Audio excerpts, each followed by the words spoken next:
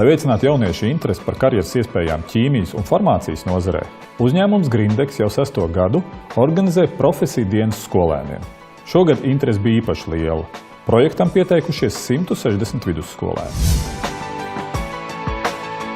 Mūsu projekts, kas ir Grindex organizētās profesiju dienas skolēniem, kas norisinās jau 6. gadu, viņš, protams, ir līdzīgs arī ēnu dienas projektam, kas norisinās vienu dienu. Agrāk mēs piedalījāmies arī šajās ēnu dienās, bet sapratām, ka gribētāji mūs apmeklēt ir ļoti daudz, un tāpēc izveidojām savu projektu, kas ilgst veselu mēnesi, un katru trešdienu pie mums tad brauc noteikts skaits bērnu no visas Latvijas. Tika izveidota motivācijas vēstuļu sistēma, un balstoties uz šīm vēstulēm uzņēmums atlasa tos jauniešus, kuriem tiks dot iespēju piedalīties šajās dienās.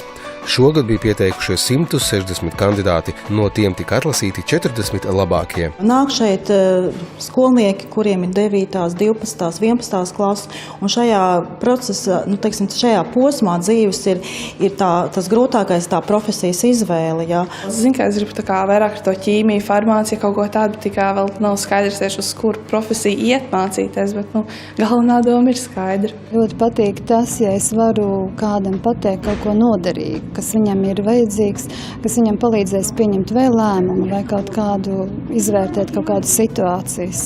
Noteikti tas būs stimuls mācīties, iestāties augstskolā un varbūt arī pēc gadiem strādāt šeit. Es izvēlējos Grindexu tādēļ, kad es ieraudzīju, ka viņi izsludina tādu veidu konkursu, un man tas ļoti interesēja, un arī skolotāji man pamudināja. Mums ir tik daudz darbi, ko mēs varētu pastāstīt, un tik daudz aparātu, kad iespējams tam cilvēkam tajā dažu stundu laikā ir par daudz informācija. Galvenais ir nenobaidīt no tā daudzuma. Ko tu ikdienā dari, tev tas liekas loģiski, un tev varbūt liekas, ka ir kaut kādas nianses, kas, ko nav nepieciešams norādīt, kas pašam liekas pašsaprotam.